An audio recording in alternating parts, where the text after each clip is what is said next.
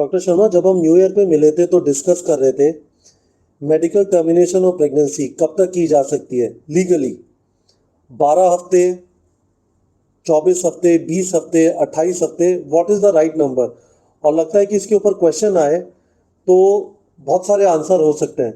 तो जैसे ये वाला जो क्वेश्चन स्क्रीन पे दिखाई दे रहा है, इसका सही आंसर क्या है एनसीईआरटी के हिसाब से, और जो बच्चे ज़्यादा पढ़ते हैं उसके हिसाब से और क्या आंसर हो सकता है, ये जरा बताइए सर। बहुत इंटरेस्टिंग क्वेश्चन है। Pregnancy can be terminated only on the opinion of 2 registered medical practitioners if the length of pregnancy is. So पहले तो मैं स्ट्रेट अवे आपको आंसर बता देता हूं कि नीट एंट्रेंस एग्जामिनेशन में आपका आंसर चॉइस बी या चॉइस 2 होनी चाहिए, which is between 12 and 24 weeks. अब प्रॉब्लम यह है कि इसमें कुछ बच्चे जो अच्छा जानते हैं, बढ़िया तरीके से पढ़ते हैं, अपनी नॉलेज को अपडेट करते हैं, मेडिकल फील्ड लगातार चेंज होती जा रही है, चीज़ों में बहुत डायनामिक चेंज आ रहे हैं, और जो लेटेस्ट डेवलपमेंट से वाकिफ़ हैं वो इसका आंसर ऑप्शन 3 भी लगा सकते हैं, बिटवीन 20 एंड 24 वीक्स। वो गलत नहीं होंगे, लेकिन नीट एंट्रेंस एग्जामिनेशन के लिए आंसर 2 क्यों होना चाहिए, इसके कहने के बावजूद मैं ऐसा क्यों कह रहा हूं, इसको मैं आपको समझाता हूं। तो सबसे पहले जो ओरिजिनल 1971 एक्ट था एमटीपी का, उसको देखते हैं। उसमें उन्होंने कहा कि अगर length of the pregnancy up to 12 weeks है तो एक सिंगल मेडिकल जो प्रैक्टिशनर है, रजिस्टर्ड सिंगल मेडिकल प्रैक्टिशनर, उसकी ओपिनियन काफी है एमटीपी करने के लिए। एमटीपी 12 वीक्स के बाद भी की जा सकती थी इस एक्ट के हिसाब से, लेकिन उसमें लेंथ ऑफ प्रेगनेंसी 12 और 20, सो मैक्सिमम जो लिमिट थी वो 20 वीक्स लगा दिया, और 2 रजिस्टर्ड मेडिकल प्रैक्टिशनर्स की ओपिनियन चाहिए थी बिटवीन 12 एंड 20 वीक्स अगर लेंथ ऑफ प्रेगनेंसी है।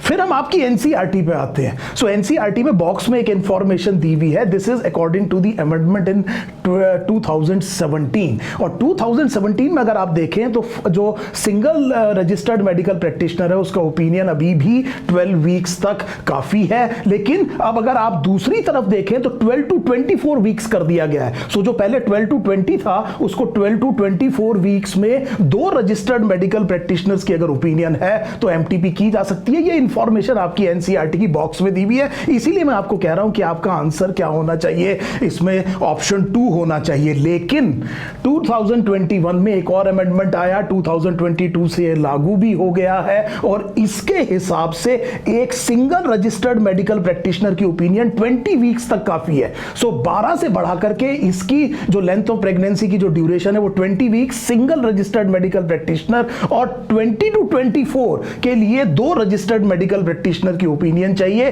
सो अगर आप अपडेटेड हैं तो आप आंसर 3 लगा सकते हैं। इसकी इंप्लीकेशन देखिए कि दिल्ली हाई कोर्ट ने अभी रिसेंटली अलाउ किया है 28 वीक्स की प्रेगनेंसी को टर्मिनेट करने के लिए। इसका मतलब इस जो अभी ये जो लास्ट अमेंडमेंट है 2021 का, इसके हिसाब से 24 की जो अपर एज लिमिट थी उसमें भी अगर मेडिकल बोर्ड के ओपिनियन पर अगर कोई ऐसी कंडीशन बनती है कि प्रेगनेंसी को टर्मिनेट किया जा सके तो वो 24 वीक से ज्यादा की भी किया जा सकता है। पर 2 रजिस्टर्ड मेडिकल प्रैक्टिशनर नहीं, पूरा का पूरा एक मेडिकल बोर्ड चाहिए इस चीज को रिकमेंड करने के लिए। सो ये एक और चीज जो एक और मैं आपको ऐड कर देता हूं यहां पर, एक सीक्रेसी और आई है कि डाइवर्ज नहीं किया जा सकता नेम उस जने का जिसकी एमटीपी परफॉर्म की गई है। ये भी अभी लेटेस्ट तरीके से इन्होंने क्या किया है, इंप्लीमेंट किया है। तो जैसा मैंने आपसे कहा कि अगर आप अपडेटेड हैं तो आप आंसर 3 लगा सकते हैं, जो कि गलत नहीं होगा, लेकिन प्लीज गो विद एनसीईआरटी।